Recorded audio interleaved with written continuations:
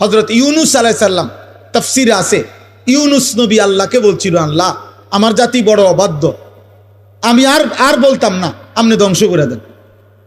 তখন তাফসীর আছে ইউনুস আলাইহিস সালামকে আল্লাহ বলছিলেন, ওই যে এখানে একটা লোক মাটি দিয়া মাটির পাত্র বানাইছে অনেকগুলো, তুমি একটু তার কাছে যাও তো।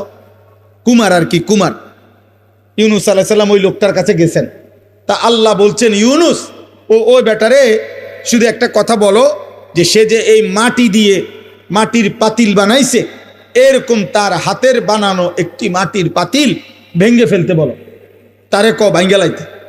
ইউনুস আলাইহিস সালাম বলছে, হে ভাই, আপনি আপনার বানানো এই মাটির পাতিল থেকে একটি পাতিল ভেঙ্গে ফেলেন। তখন ওই কুমার সে বলছে, এই মিয়া, আমার নিজের হাতের বানানো মাটির পাতিল আমি ভাঙবো কেন? বোকা নাকি আমি? কেন ভাঙবো? এত যত্ন করে আমি বানাইছি।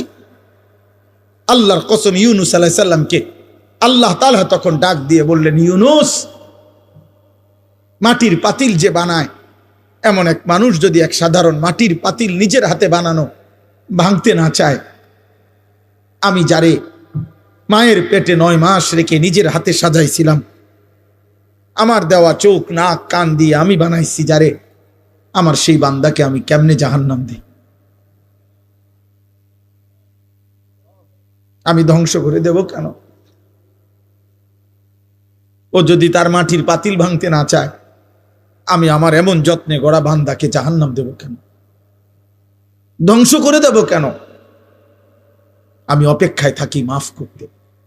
আমার বান্দা কোনো দিন যদি 1 ফোঁটা রাত গভীরে চোখের পানি ফেলে, আমি ওরে মাফ করে দেব।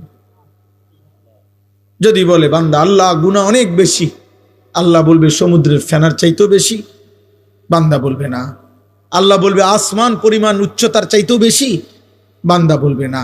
তা আল্লাহ বলবেন, বান্দা আমি তো আসমান ছোঁয়া পর্যন্ত গুনাহ মাফ করতে রাজি, আমি তো সমুদ্রের ফেনার চাইতেও বেশি গুনাহ মাফ করতে রাজি।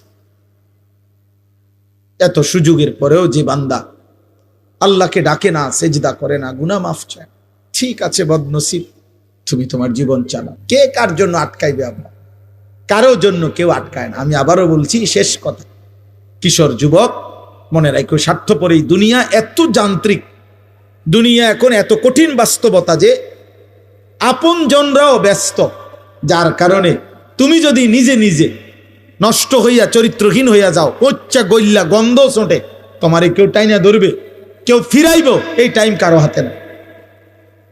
আমার এই কথা এক ছেলে হলে মনে, বাস্তবতা বড় কঠিন এখন। কারণ মানুষের এখন উপার্জন দরকার বেশি। 10 টাকার পণ্য 1000 টাকা। মানুষ, আমরা আগে পুরা বাড়ি, মনে করেন আমাকে মুরব্বীরাও বলবেন, আমরাও তো ছোটবেলায় দেখছি, পুরা বাড়ি বাপ চাচা জেডা প্রত্যেকের ঘরের মানুষ যদি মিলে 30 জনও হয়, 40 জনও হয়, তো পুকুরের কোনা বাথরুম নাকি ওইখানে তো পুরা বাড়িওয়ালারা গেছে না? তাহলে আগে তো এভাবে জরুরত ছাড়ছে, কিন্তু এখন 6টা রুম 6টা বাথরুম। কথা বলে না?